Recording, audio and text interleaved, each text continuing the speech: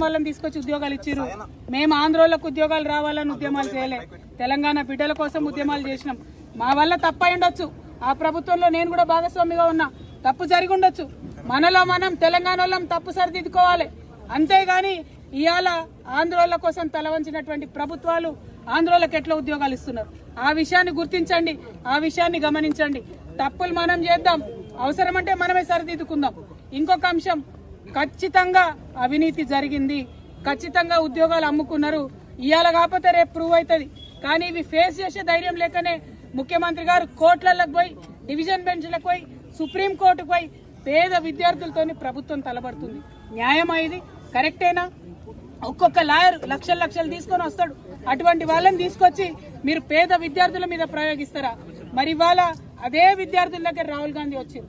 నేను రాహుల్ గాంధీ గారిని ఒకటే డిమాండ్ చేస్తున్నా, మీ బీహార్ ఎన్నికలు ఉన్నాయి కదా, ఇవాళ ఇక్కడ నుంచి నిరుద్యోగుల మాడికి కూడా వస్తాం, ఏవో వదిలిపెడతాం అనుకుంటారేమో, అక్కడ కూడా వచ్చి మీరు ఇక్కడ తెలంగాణ నిరుద్యోగులు ఎట్లా ఫెయిల్ చేసిరన్న విషయం అక్కడ కూడా చెప్తాం.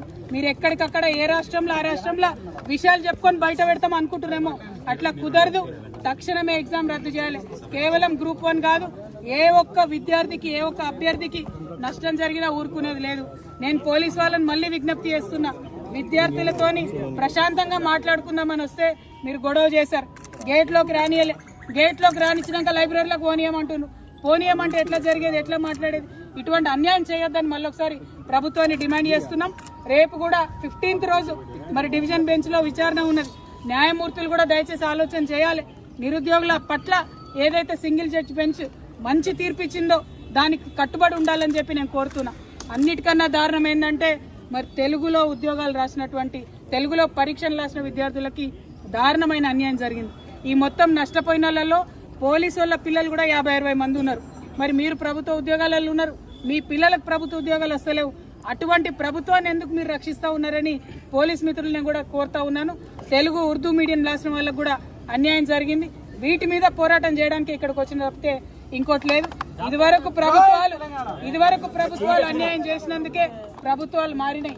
ఈ ప్రభుత్వం అన్యాయం చేస్తే ఈ ప్రభుత్వం కూడా నిలబడదు. జాబ్ క్యాలెండర్ ఏదైతే ఇస్తామని చెప్పినారో అది ఇవ్వాలని కూడా డిమాండ్ చేస్తున్నాం. 2 లక్షల ఉద్యోగాలు ఇస్తామని చెప్పిండ్రు, 50,000 పాత నోటిఫికేషన్లే మళ్ళీ ఇచ్చిండ్రు. మరి కొత్తగా ఒక్క ఉద్యోగం కూడా వేయలేదు. ఎందుకోసం అని చెప్పి క్వశ్చన్ చేస్తా ఉన్నాం.